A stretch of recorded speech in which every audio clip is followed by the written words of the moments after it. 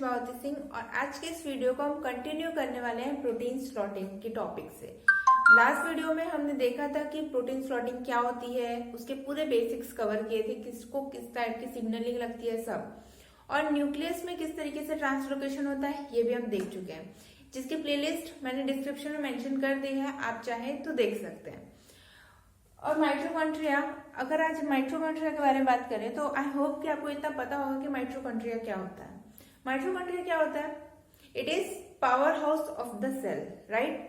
अगर हम माइटोकॉन्ड्रिया की बात करें, उसके स्ट्रक्चर की बात करें तो कुछ इस तरीके का स्ट्रक्चर होता है। ये है आउटर मेम्ब्रेन, और आउटर मेम्ब्रेन के बाद ये जो है ये है हमारा इनर स्पेस। कुछ इस तरीके से स्ट्रक्चर होता है इसका,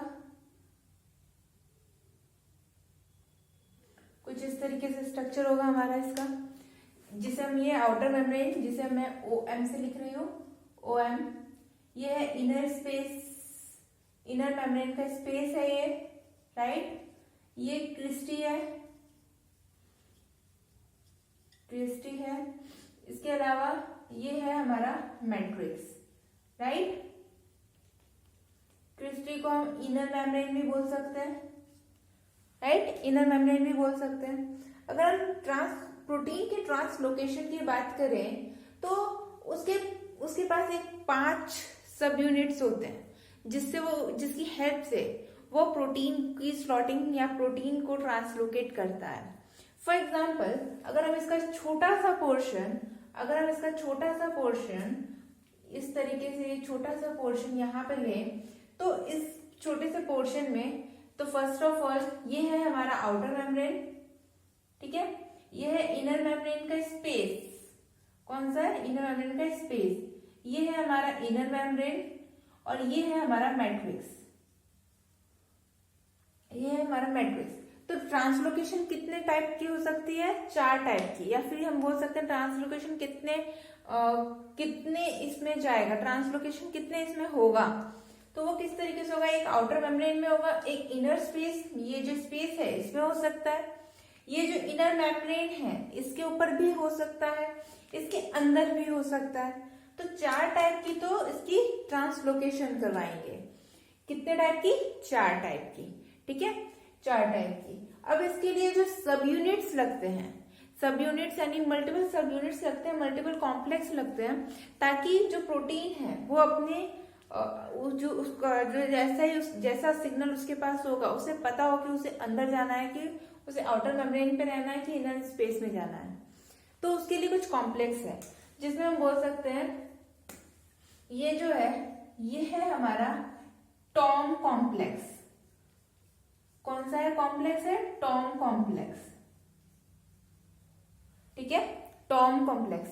टॉम क्या होता है? Translocator of outer membrane. क्या होता है? ट्रांसलोकेटर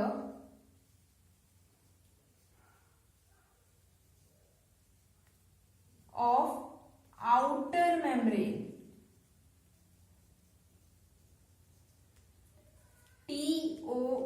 TOM, टॉम कॉम्प्लेक्स। सेम इसी तरीके से ये क्या है हमारा? ये टिम कॉम्प्लेक्स है। टिम का full form translocator of inner membrane, translocator of inner membrane.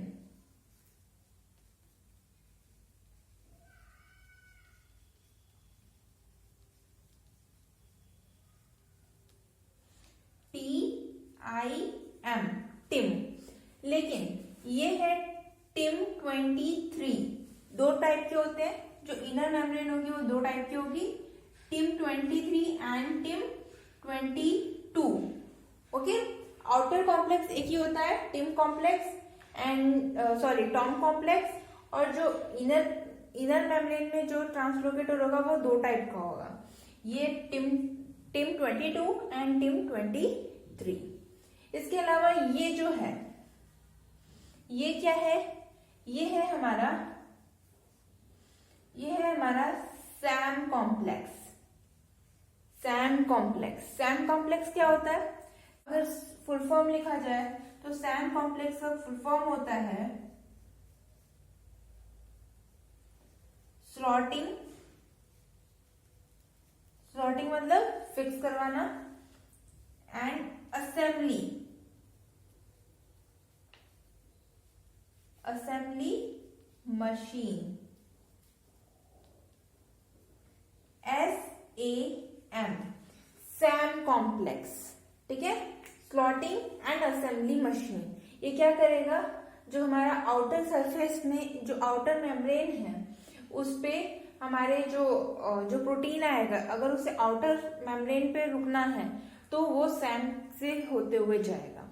Okay, इसके अलावा ये जो बच गया ये है हमारा ऑक्सा, OXA, ऑक्सा। ऑक्सा क्या होता है, जैसे कि हमको पता है कि ये माइटोकॉन्ड्रिया में हमें साइटोक्रोमी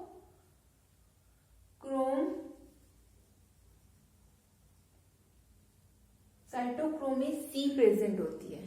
ठीक है, साइटोक्रोमी C प्रेजेंट होता है। तो ये क्या करता है, ये क्या करता है, ऑक्सा की बात की जाए तो ये क्या होता है, ये होता है साइटोक्रोमी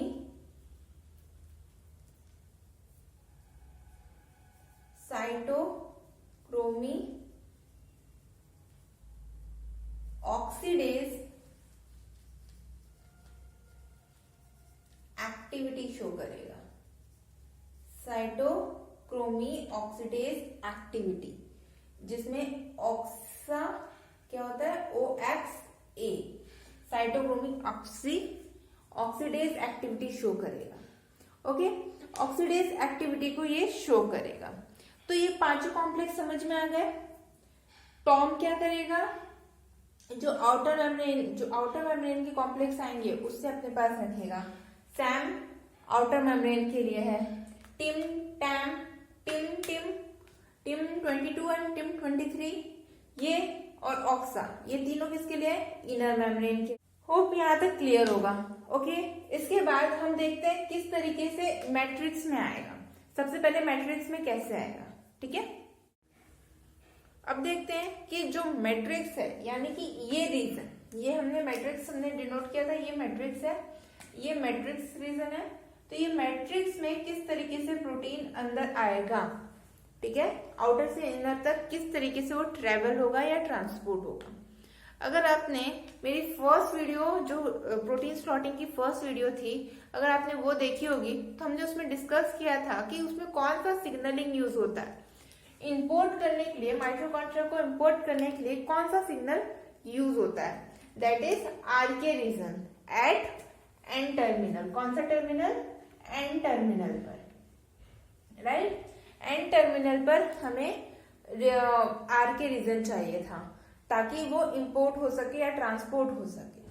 ठीक है, तो अब देखते हैं कि सबसे पहले अगर मान लीजिए ये प्रोटीन है, सपोज इट इज प्रोटीन, ठीक है। एक और बात, प्रोटीन कौन से स्टेट में होनी चाहिए, यहां पर अनफोल्डेड स्टेट में, राइट। कौन से स्टेट में, अनफोल्डेड स्टेट। अनफोल्डेड स्टेट में रहने के लिए उसे क्या लगेंगे, उसे चैप्रॉन्स लगेंगे। चैप्रॉन्स क्या होते हैं, अब चैप्रॉन्स ऐसे मॉलिक्यूल्स हैं या ऐसे हम बोल सकते हैं ऐसे मॉलिक्यूल्स हैं जो प्रोटीन को स्टेट रहने में मदद करते हैं। ये जो हमारा प्रोटीन है, इसके ऊपर इस तरीके से छोटे छोटे चैप्रॉन्स लगे रहेंगे, और इस चैप्रॉन्स को हम क्या नाम देते हैं, इस चैप्रॉन्स को हम नाम दे रहे हैं HSP70। कौन सा, HSP70। ये साइटोसोलिक है। साइटोसोलिक क्यों बोल रहे हैं हम यहाँ पे, क्योंकि ये साइटोसोल में प्रेजेंट है, क्योंकि ये आउटर मेम्ब्रेन है। आउटर मेम्ब्रेन कौन सा रीजन में रहेगा, साइटोसोल। ये रीजन कौन सा हो गया हमारा, साइटोसोल, और ये अंदर का रीजन कौन सा हो गया हमारा, माइटोकॉन्ड्रियल। ठीक है, माइटोकॉन्ड्रियल स्पेस या माइटोकॉन्ड्रियल एरिया। ठीक है, तो यहां तक बात समझ में आई कि इसे स्टेट रहने के लिए क्या चाहिए, चैप्रॉन्स। चैप्रॉन्स कौन से, HSP70 और इसके पास कौन सा सिग्नल होना चाहिए?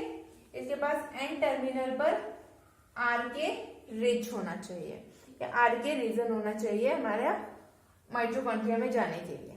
अब जैसे ये टिम के पास पहुंचेगी, ठीक है, अगर ये टिम के पास पहुंचती है तो टिम को पता चल जाएगा, क्योंकि इसके पास RK रीजन है, तो उसको पता चल जाएगा कि ये इसके लिए बनी है। अब वो इनर स्पेस के लिए है या किसके लिए है, वो तो ये डिसाइड करेगा। अगर वो इनर स्पेस के लिए, मैट्रिक्स के लिए है, तो क्या होगा, तो ये जो हमारा प्रोटीन है ये स्टेट रहेगा अभी, क्योंकि इसके ऊपर चैपरॉन्स था। अब ये धीरे धीरे यहाँ से सारे चैपरॉन्स हट जाएंगे। ये जो चैपरॉन्स थे ये बाहर की तरफ ही रह जाएंगे, साइटोसोल में ही रह जाएंगे, ये नहीं कि इसके साथ अंदर जाएंगे है वैसे। यानी कि स्टेट अनफोल्ड कंडीशन में ही ये हमारे टॉम से टिम में प्रेजेंट होंगे, यानी ट्रांसफर होंगे या ट्रांसलोकेट होंगे, बिल्कुल इस तरीके से, ठीक है। अनफोल्ड स्टेट में, कौन से स्टेट में? अनफोल्ड स्टेट में। तब तक इसके पास हमारा RK रीजन रहेगा, ठीक है। उसके बाद जब ये यहां तक तो ठीक है, यहां से टिम से वो डायरेक्ट जब तक टिम में उतरेंगे तब तक वो लोग स्टेट रहेंगे, ठीक है, उसी हिसाब से आएंगे, ठीक है। लेकिन जब साइटोसोल में आ जाएंगे तब भी क्या स्टेट लेवल में रहेंगे? नहीं। जैसे ही वो स्टेट लेवल में आएंगे तो यहाँ पर हमारे पास जो माइटोकॉन्ड्रियल चैपरॉन्स है वो इस तरीके से अटैच हो जाए, ताकि जब तक वो रेडी ना हो जाए अपने आप के लिए, अपने स्ट्रक्चर लेने के लिए, तब तक उसको स्टेट रहना जरूरी है। मिस फोल्डिंग हो गई तो पूरा मेहनत, जितनी मेहनत की यहाँ से यहाँ तक आने के लिए उसने, वो सब वेस्ट हो जाएगी। और मिसफोल्डिंग प्रोटीन्स, पता ही है आपको कि मिसफोल्डिंग हो गई तो फिर वो आगे चल के डिसीज कॉज कर सकती है। ओके, तो इतना आने तक, यहाँ तक आने तक वो इस तरीके से अपने सिग्नल के साथ अटैच है। बट जब ये अपने एरिया में, यानी अपने एरिया में मीन्स यहाँ का डॉन है, अब यहाँ पे पहुंच गई, यानी कि अपनी जगह पे पहुंच गई, तो अब ये मैट्रिक्स में आ चुकी है। तो मैट्रिक्स में आने के बाद इस रीजन का कोई काम है? नहीं। अगर इसका कोई काम नहीं है तो ये क्या करेगा? यहाँ से क्लीव। कैसे क्लीव करेगा? यहाँ पे जब टिम के थ्रू, टिम 23 के थ्रू ये जब अंदर की तरफ आ गई तो यहाँ पर जो ATP है वो चेंज हो जाएगा ADP में, यानी कि ATPase की मदद से। और इसकी ATPase की मदद से ये चेंज तो हो गया, चेंज होके जब यहाँ का जो इन्वायरमेंट है वो चेंज हो गया। अब इन्वायरमेंट चेंज हो गया तो ये हो गया क्लीव। अब यहाँ से क्लीव हो गया, ये क्लीव होने के बाद अब ये मैट्रिक्स में पहुंच चुका है। अब ये अनफोल्ड भी रहने की उसको अनफोल्ड रहने की भी जरूरत नहीं है। क्यों? क्योंकि अब तो उसे अपने एरिया मिल गई है, उसे पता चल गया है कि यहाँ पे मैं पहुंच गया हूँ, अब वो अपना स्ट्रक्चर ले सकता है। तो ये अपने स्ट्रक्चर में आ जाएगा कुछ इस तरीके से, विदाउट सिग्नल। ये सिग्नल क्लीव कर दिया जाएगा। सिग्नल के जो छोटा सा पेप्टाइड है हमारे पास, जो ये पेप्टाइड रीजन है, इसे RK जो रीजन रिच है ये क्लीव कर दिया जाएगा। आई होप आपको मैट्रिक्स समझ में आ गई होगी। इजी था। टिम 23 और टॉम कॉम्प्लेक्स, ये दोनों का ही यूज है। इसमें कितना यूज है, क्या यूज है, इतना तो आप समझ गए होंगे कि जब अंदर आ गया तो इसको वापस तो अब उसको बाहर भेजना नहीं है, क्योंकि वो यहाँ के लिए आया है। तो इसका जो इन्वायरमेंट है, जो हमारा मैट्रिक्स का इन्वायरमेंट है वो चेंज हो जाएगा, जिसमें ATPs की बजाय वो ADPs में कन्वर्ट हो जाएंगे। ADP में कन्वर्ट होते ही ये हम अपना स्ट्रक्चर, अपना खुद का स्ट्रक्चर, जिसके जैसा स्ट्रक्चर इसका खुद का है वो, यानी सेकेंडरी स्ट्रक्चर, टर्शियरी स्ट्रक्चर, जो भी स्ट्रक्चर उसे लेना है उसमें वो ट्रांसफॉर्म हो जाएंगे या कन्फर्मेशन चेंज हो जाएगा उसका। ओके, यहाँ तक हमारा जो मैट्रिक्स का जो ट्रांसपोर्ट है वो खत्म हुआ। मैट्रिक्स में तो देख लिया हमने किस तरीके से जाता है। अब हम आउटर सरफेस पे देखते हैं। ये जो आउटर सरफेस है इस पर किस तरीके से प्रोटीन रुकता है। सेम पे सबसे पहले एक प्रोटीन आएगा जो कि अनफोल्डेड स्टेट में होगा, और इसके ऊपर क्या मेंशन होंगे, इसके ऊपर क्या रहेंगे, इसके ऊपर चैप्ट्रॉन्स रहेंगे जो उसे फोल्ड नहीं होने देंगे। और सिग्नल कौन सा होगा इसके पास? सिग्नल हमारा होगा आर के रिच, राइट। सिग्नल हमारा आर के रिच होगा। अब सिग्नल ये जो है ये टॉम से आउटर मेम्ब्रेन में है तो टॉम का यूज होगा। Translocator in outer membrane, translocator of outer membrane.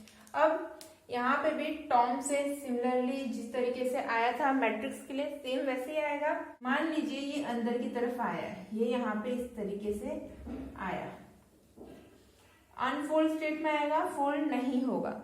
तो ये हमारा इस तरीके से आया। आने के बाद फोल्ड यहाँ पर भी क्या मिलेंगे उसे? माइटोकॉन्ड्रिया, चैप्ट्रॉन्स। यहाँ पे साइटोसोलिक मिले थे, यहाँ पर कौन से मिलेंगे? माइटोकॉन्ड्रियल। माइटोकॉन्ड्रियल चैप्ट्रॉन्स की वजह से ये अनफोल्ड रहेंगे, ये फोल्ड नहीं होंगे, ठीक है।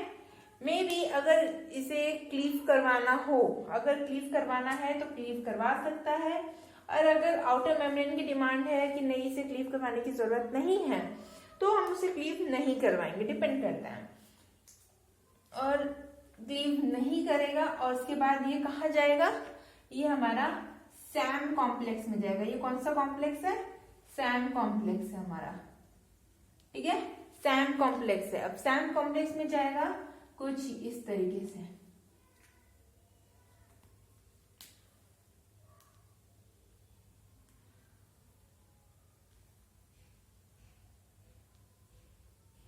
ये जो हमारा प्रोटीन है अब सैम कॉम्प्लेक्स से निकलकर ये हमारा आउटर मेम्ब्रेन पे फिक्स हो जाएगा इस तरीके से। आई होप आपको यहाँ तक समझ में आ गया होगा। आउटर मेम्ब्रेन का तो और भी इजी है। प्रोटीन है, प्रोटीन को टॉम्स की मदद से अंदर लेके आना है। अंदर आने के बाद इनर स्पेस में डिपेंड करता है उसे एटीपी जो क्लीव है, अगर ये क्लीव हो गया तो ठीक है, और नहीं हुआ तो भी ये हमारा सैम कॉम्प्लेक्स के थ्रू बाहर आउटर मेम्ब्रेन पे सेटल हो जाएगा। और ये कौन से स्पेशली कौन से प्रोटीन्स होते हैं? ये होते हैं हमारे beta complex, beta barrel protein. कौन से? Beta barrel protein.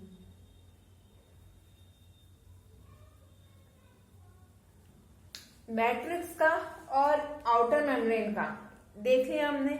इसके बाद हम अब देखेंगे इनर मेम्ब्रेन का, inner space and inner membrane. ये जो इनर मेम्ब्रेन है और इनर स्पेस है, यहाँ पर किस तरीके से हमारा लोकेशन सेट होता है या हमारा जो प्रोटीन है वो सेट होगा, ठीक है। तो इस वीडियो को इतने लेने देते हैं, नहीं तो वीडियो बहुत लंबी हो जाएगी। नेक्स्ट वीडियो में देखते हैं कि इनर मेम्ब्रेन में किस तरीके से सेटल होता है, ठीक है। होप आपके लिए वीडियो हेल्पफुल रही होगी एंड अपने दोस्तों के साथ भी जरूर शेयर कीजिएगा। And also don't forget to subscribe my channel and also press the bell icon for more updates. Thank you friends, thank you for watching.